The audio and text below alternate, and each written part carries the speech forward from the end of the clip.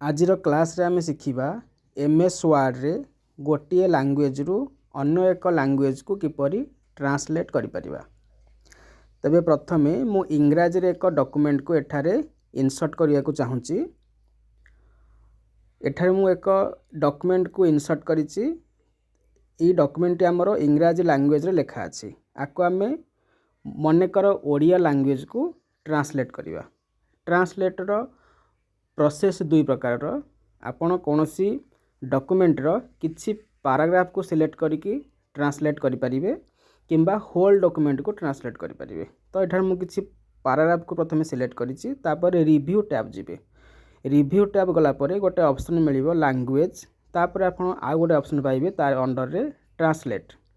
एठारे दीटा ऑप्शन आपण मिल जाउछि translate selection translate document. जेहेतु आमे किछि पैराग्राफ को सिलेक्ट करिचे तो ट्रांसलेट सिलेक्शन ऊपर हमको प्रथमे क्लिक करियार अछि। ट्रांसलेट सिलेक्शन ऊपर क्लिक कला परे यार राइट साइड रे आपण गोटे डायलॉग बॉक्स टाइप रासी जीवो। एठे लैंग्वेज जहा हमें देइचे प्रथम जो इंग्लिश लैंग्वेज अछि सेटा फ्रॉम रासी जाउची। तापर टू रे हमें लैंग्वेज को चेंज करिबा। हमरो को लैंग्वेज दरकार मोर ओडिया दरकार तेणु मु ओडिया ऊपर सिलेक्शन करिछि। तापर इंसर्ट ऊपर क्लिक कला परे सेही पैराग्राफ टी हमरो ओडिया लैंग्वेज को ट्रांसलेट हो जाइछि।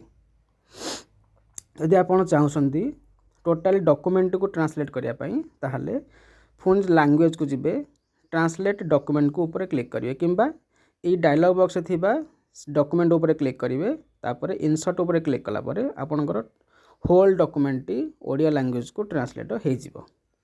एही परि भाबरे आपण कोनोसी लैंग्वेज रु आउ एक लैंग्वेज को एमएस वर्ड रे ट्रांसलेट करि परिवे। किंतु एठारे इंटरनेट आपनकर आवश्यक अछि ट्रांसलेट समय रे।